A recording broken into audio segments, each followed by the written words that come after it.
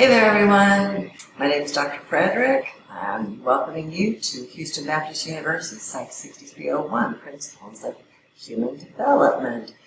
Warning, this is not a complete coverage of all the information that you need. You must read the book and any other videos linked with this module in order to be fully prepared for the test. Module 6, here we are, young adulthood. This might be the age of you. The majority of our students now might be in young adulthood, or sometimes we call it emerging adulthood. So we're looking at chapters 13 and 14 in the Erford textbook. So adulting is hard. When is it that we become adults? Do we become adults on our 18th birthday? Or do we have to wait till we're 21? Is that when we become adults? Because we can suddenly legally buy alcohol? Or is there something more to adulting? Adulthood boils down to 3 accomplishments: accepting responsibility for oneself, making independent decisions, financial independence, no longer needing mom and dad's help financially. And developmental theories often call this stage emerging adulthood. Physically, lots going on, but you are at your peak physically.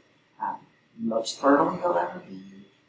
Immune system is functioning very, very well. Many have very few negative lifestyle behaviors. Some have negative behaviors, such as drugs, alcohol, and so on, but for the most part, it's a happy time of life that we're not trying to drown out sorrows and so on. Most of our professional athletes are at this age somewhere. So it's in the 20s and 30s that we consider this emerging adulthood. Women have reached their full height by the time they're 19, but men do continue to grow in height until their 30s. And causes of death at this age include injury, homicide, and substance abuse. So watch the substance abuse carefully. Potential problems that we often see: tobacco, alcohol, illicit substances, lack of diet or exercise, poor diet and lack of exercise, not sleeping well, and sexual activity is a concern, with 85% of 20 to 22-year-olds males and 81% of the females reporting having engaged in sexual intercourse at this stage of life. So when we consider some of the alcohol or illicit substances, it's often related to risky behaviors in the sexual activity area, casual sex, unprotected sex, and so on. So at this stage, people often still feel like they are invincible and that nothing bad can happen to them. I can get drunk and nothing bad will happen. I can still drive. I won't be taken advantage of sexually, and so on. We all know the benefits of proper diet and exercise. We also all know how difficult it can be. The important thing to note here is that the frontal lobe doesn't necessarily fully develop until somewhere in the 20s, mid-20s possibly. They say 24, 25. So with the frontal lobe being part of the brain that's responsible for decision-making and rational thinking, some bad decisions can be made during this time frame.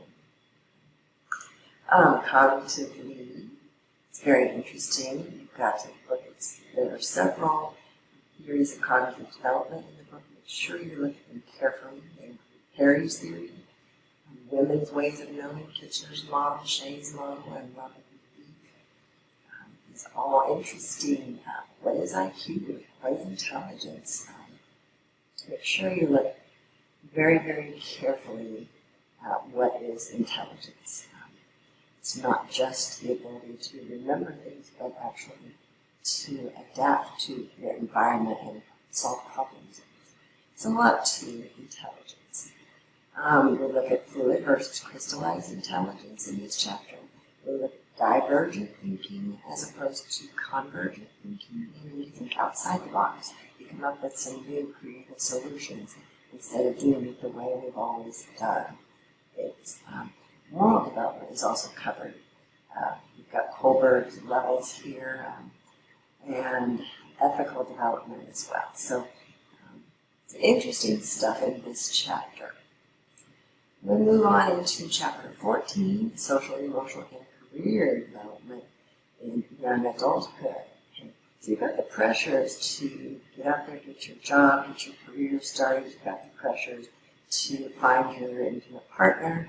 You've got the pressures of figuring out who you are if you didn't figure it out previously. So Erickson does say that you need to figure out who you are first, and then you can move on into the intimate relationships and so on. So really, your personality is still developing at this stage, and you have a lot going on. According to Erickson, this is a time of intimacy, and as I said, he felt strongly that intimate relationships cannot be developed until a person has strongly figured out their identity and are not confused in their role in life. So other theories of personality development are Levinson's seasons of life, Bayland's adaptation to the life approach, Gould's evolution of adult consciousness, and Alport's dimensions of maturity. So we have some little charts on these. Good information in the textbook, and it's really well written and interesting to read. So don't fear the chapters in the book. Read them carefully. Mental health. We do have a lot of mental health issues at this age of life because so many decisions, important decisions, so many life-changing decisions are made in your 20s. So overall mental health improves during this stage, but the occurrence of psychological disorders such as major depression or schizophrenia actually is on the rise. It increases. Between 14 to 20% of all young adults have a diagnosable mental illness, and nearly 75% of all mental disorders are diagnosed by the age of 24. So it's highly likely that if you're going to be diagnosed with something in your life, it will during this stage of life. And as usual, there is so much in this chapter. Chapter discusses the importance of establishing friendships and love relationships. So it's not, the intimacy is not necessarily just an intimate partner, but deep friendships where you feel secure, you feel safe, sharing your hurts and your hopes and so on. They discuss attraction, what makes us attracted to one person or another. Attachment theories are covered in this chapter. Whatever attachment you felt as a child towards your caregiver, carry that into your young adulthood. And this is how you attach with another adult as well. How do we select mates?